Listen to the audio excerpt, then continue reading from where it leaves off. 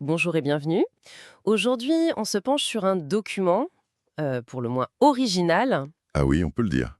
Imaginez une analyse très pointue de la posture humaine, de la biomécanique, mais qui nous est racontée par un cheval. Oui, un pur sang arabe, Gandour, qui se présente comme la mascotte d'un studio de pilates. Et notre guide pour aujourd'hui. C'est une approche décalée. Ça fait sourire au début, c'est vrai, mais la pertinence est assez redoutable. On va explorer une notion qui peut sembler très technique, la posture neutre. Mais vue à travers ce dialogue entre l'humain et le cheval. Gandour nous tend un miroir en fait. Et ça change complètement la perspective. C'est exactement ce qu'on va creuser ensemble. Pourquoi cette idée de neutre? C'est la clé de tout. Pas juste pour la santé, mais comme un concept fondamental dans la formation pilote. Absolument. Alors, pour commencer, mettons-nous d'accord, c'est quoi, au juste, cette fameuse posture neutre chez nous, les humains? Alors, la source, via Gandour, se réfère beaucoup aux travaux de Kendall, qui est une référence. D'accord. La définition est simple en apparence.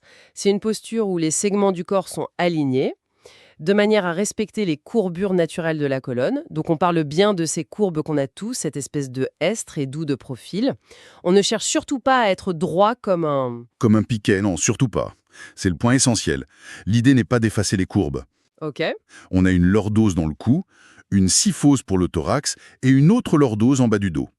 Le neutre, c'est quand ces courbes sont là, mais voilà, sans être exagérées ni aplaties. C'est un équilibre. Et la source évoque aussi une ligne de gravité, une sorte de fil à plomb imaginaire. Oui, exactement. De profil, elle passe par l'oreille, l'épaule, la hanche. Mhm. Le genou et la cheville.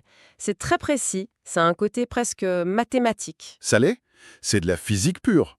Quand ces points sont alignés, la gravité se répartit de façon harmonieuse sur le squelette. Donc moins de tension musculaire inutile, moins de pression sur une articulation en particulier. C'est ça, c'est une posture d'économie. Mais attention, et Gandour insiste beaucoup dessus, ce n'est absolument pas une position figée. Ah, c'est un équilibre dynamique. Voilà, c'est un micro-ajustement permanent, géré par notre proprioception, notre système nerveux.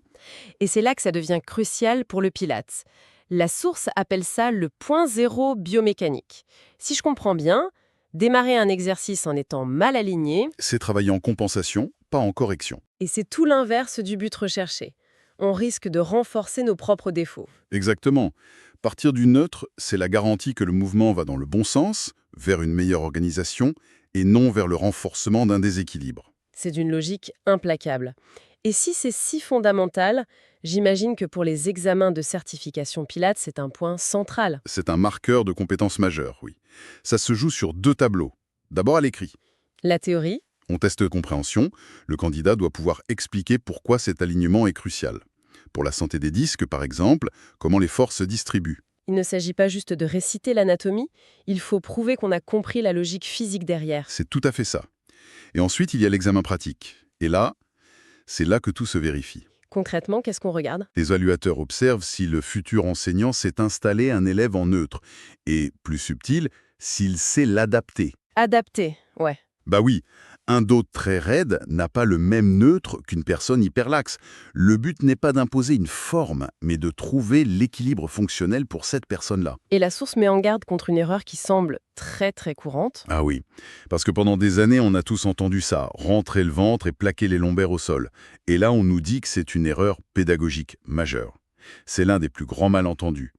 Plaquer le dos, ce qu'on appelle imprint, c'est une position qui existe en pilates, oui, mais c'est une modification du neutre. D'accord, ce n'est pas le point de départ par défaut. Non, c'est souvent utilisé pour la sécurité au début. Le problème, c'est quand on le confond avec le neutre. En plaquant le dos, on efface la lordose lombaire, cette courbe naturelle qui est essentielle. Et les conséquences de ça, c'est quoi? On pourrait penser que ça protège? Ironiquement, sur le long terme, ça peut être le contraire. En effaçant la courbe, on met le bassin en rétroversion, on crée des tensions, on limite la mobilité et surtout, On recrute les mauvais muscles? exactement. On empêche le recrutement correct des stabilisateurs profonds. Et on va sursolliciter les grands droits, les abdominaux de surface, pour un travail qui ne sont pas conçus pour faire en permanence. Donc on se retrouve avec un enseignement qui, en pensant bien faire, peut être nocif. C'est un contresens total. Un contresens complet.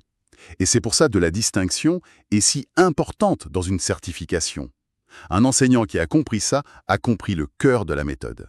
Cette idée de respecter les courbes naturelles me ramène à Gandour. On pourrait se dire un bipède vertical, un quadrupède horizontal. Le rapport est un peu lointain, non? Pourquoi cette comparaison est si éclairante? C'est la beauté de la source. Gandour explique que, même si nos formes sont différentes, on est soumis aux mêmes lois. La gravité, la répartition des forces, la protection des articulations, la question de base reste la même. Comment organiser son squelette pour que le mouvement soit fluide, puissant et économique? Voilà. Notre colonne est un pilier, la sienne est un pont suspendu. Un pont, j'aime bien l'image. Et comment le concept de neutre s'applique à un pont? Il parle de sa ligne du dessus, l'ensemble colure, garrot, dos, rein, croupe.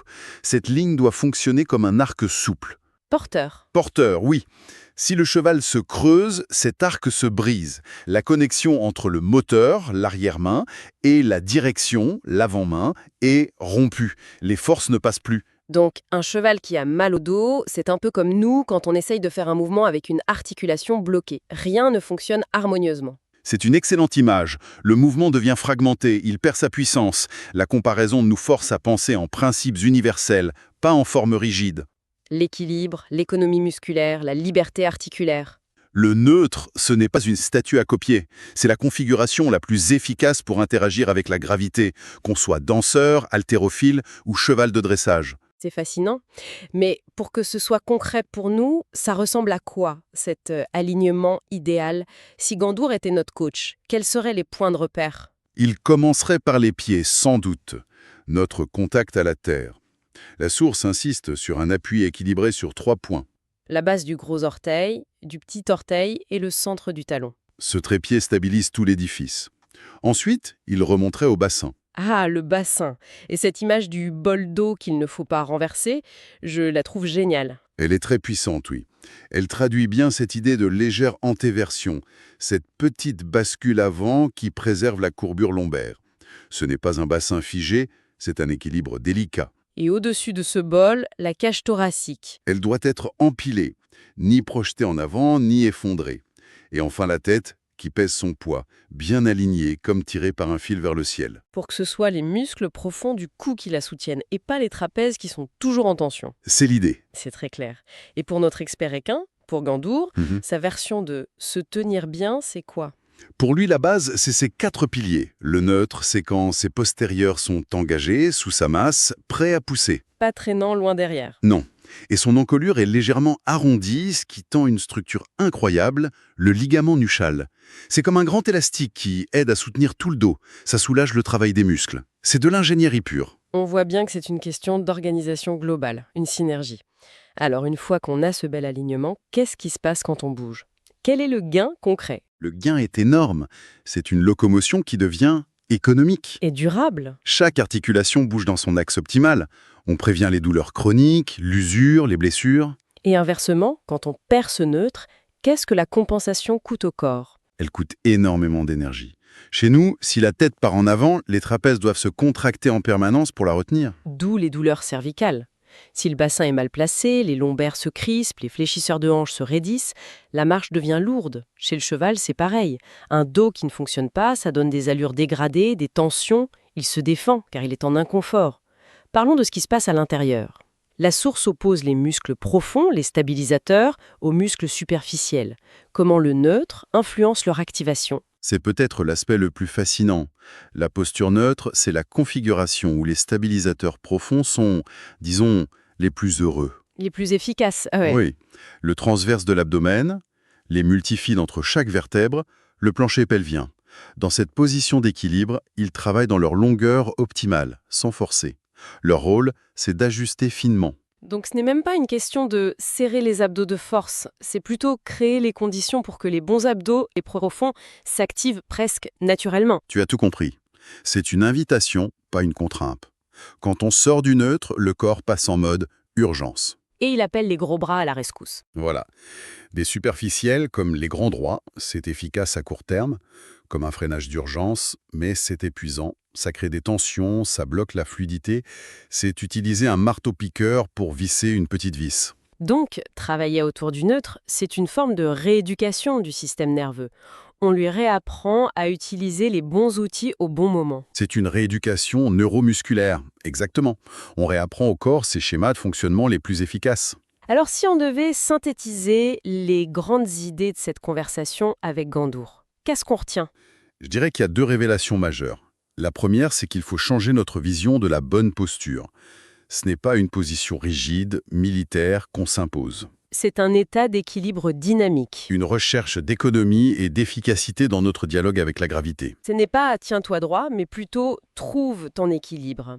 Et la deuxième grande idée, C'est que certaines consignes très répandues, comme plaquer le dos, peuvent être contre-productives.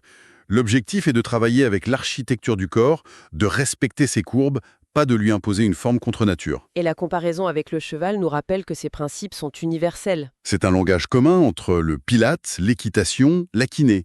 Tous cherchent la même chose, un corps fonctionnel, libre.